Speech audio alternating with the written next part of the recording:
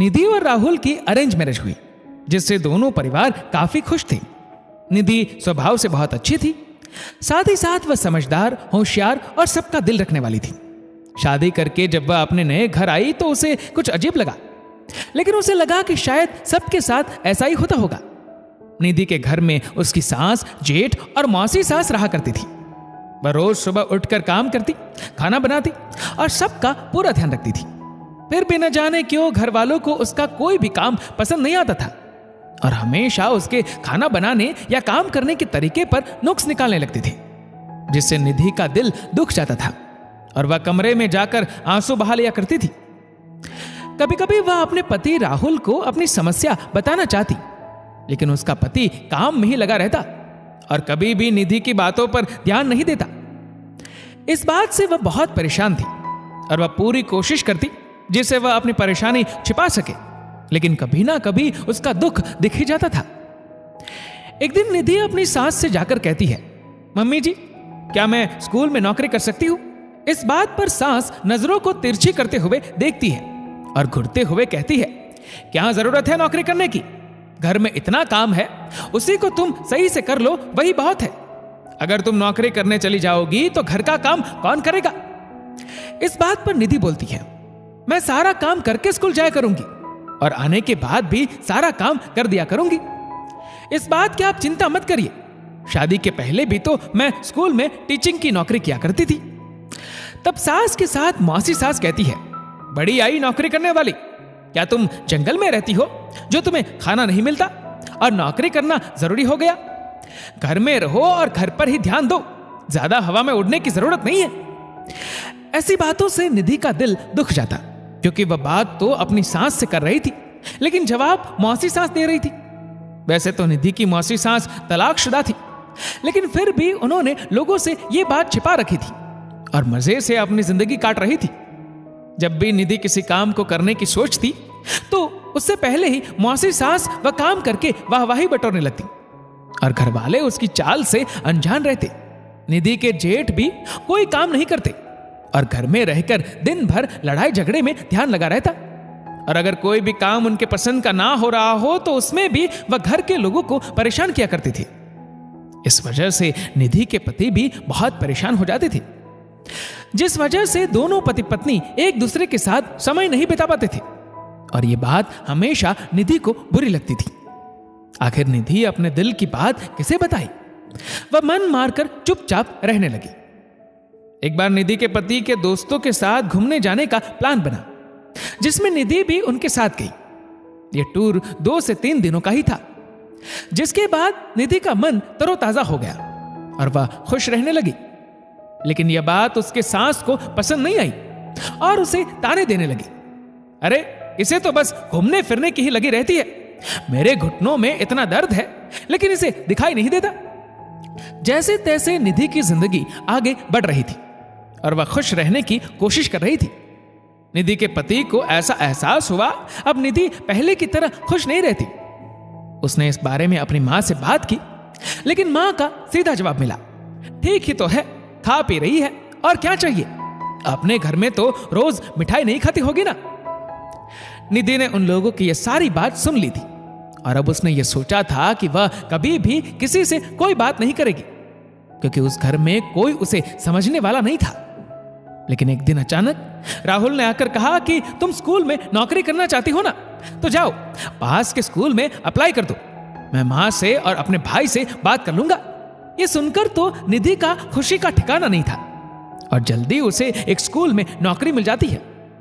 School में भी सभी लोग उसके काम से बहुत खुश होते हैं और जल्दी ही उसकी सैलरी भी बढ़ जाती है।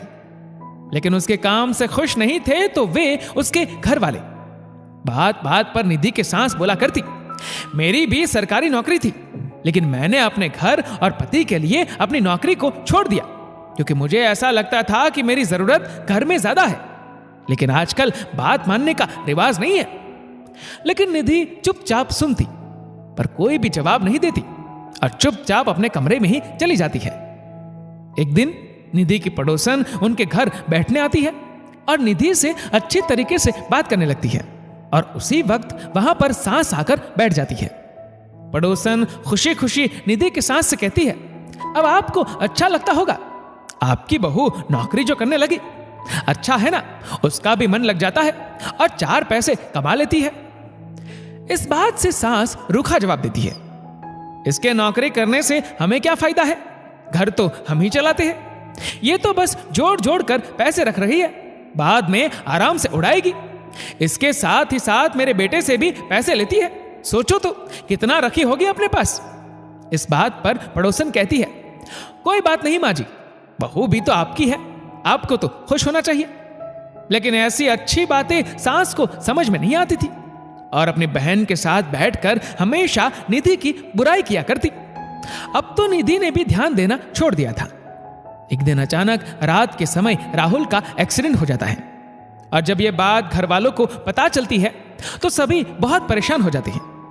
ऐसे बुरे समय में भी निधि के घर वाले उसे ताना देने से नहीं चूकते और कहते हैं, अरे एक्सीडेंट होने पर उसे क्या बुरा लगेगा, बेटा तो हमारा था, वह तो दूसरे घर की लड़की है।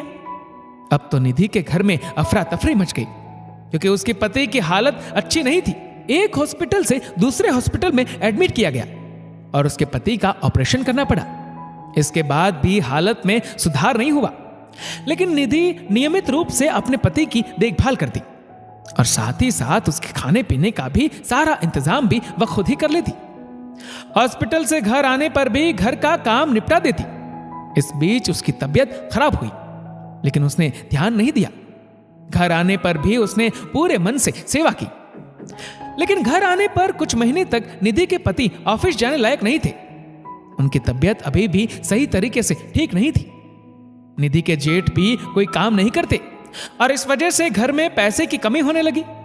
उनके घर में एकमात्र कमाने वाले निधि के पति ही है। एक दिन उसकी मौसी सास उसकी सास से कहती है, आज खाने में क्या बनाए, सब्जियां बहुत महंगी है और अब हमारे पास इतने पैसे नहीं है, इतनी महंगी महंगी सब्जियां खाई जाए, तो आज क्यों ना हम खिचड़ी बना ले। इस बात पर सास ने भी हामी भर दी थी। उसी वक्त उनके दरवाजे की डोरबेल बजी और वे लोग जब दरवाजा खोलते हैं तो निधि दरवाजे पर खड़ी होती है और उसे देखकर घर के सभी लोग दंग रह जाते हैं। निधि अपने साथ घर का सारा राशन और ताजी सब्जियां लेकर आती है। वह मुस्कुराते हुए सास की तरफ बढ़ती है और उनकी हथेली को आगे करते हुए अपने जमा किए गए सारे पैसों को रख देती है, जिसे देखकर सास की आंखों में आंसू आ जाते हैं और वह निधि को गले से लगा लेती है। तब निधि अपने सास, मौसी सास और जेठ से कहती है, मैंने अपने स्कूल के सैलरी को इसी दिन के लिए बचा कर रखा था। आपको तो पता है ना मम्मी जी, मेरी आदत नहीं है पैसे उड़ाने की। अगर राहुल को कुछ हुआ है तो उसके बाद मेरी जिम्मेदारी बनती है कि घर को चलाने में मैं भी अपना कुछ योगदान दे सकूं। हमेशा घर की बहू से यह उम्मीद की जाती है कि वह चुपचाप घर में ही रहकर काम करे और बाहर जाने पर सवाल उठाया जाता है। मैं आप सबसे पूछती हूं कि क्या एक बहू का यह अधिकार नहीं है कि वह अपने मन से अपनी जिंदगी को जी सके। मेरे दिए हुए पैसे को एहसान न समझा जाए, बल्कि यह मेरी जिम्मेदारी है और इसमें मेरे पति ने मेरा बहुत साथ दिया है। उसके ऐसा कहते ही उसके जेठ में भी अक्ल आ जाती है और वह भी निधि से माफी मांगता है, क्योंकि कहीं ना कहीं उसने निधि का दिल दुखाया है। वह वादा करता है कि वह भी घर की जिम्मेदारियों को कम करने में सहयोग देगा। निधि के ऐसा कहने पर सास को भी थोड़ी अक्ल आ जाती है और वह भी निधि से कहती है, मैंने हमेशा तुम्हें नीचा दिखाया, लेकिन फिर भी तुमने अपना हर कर्तव्य निभाया। अब मैं समझ गई हूं, घर की जिम्मेदारियों में जितना योगदान एक आदमी का है उतना ही औरत का। अगर मेरी नौकरी छूट गई थी, इसका मतलब यह तो नहीं कि मैं तुम्हारी नौकरी भी छोड़ने को बोलूं। तुम अपनी नौकरी जारी रख सकती हो।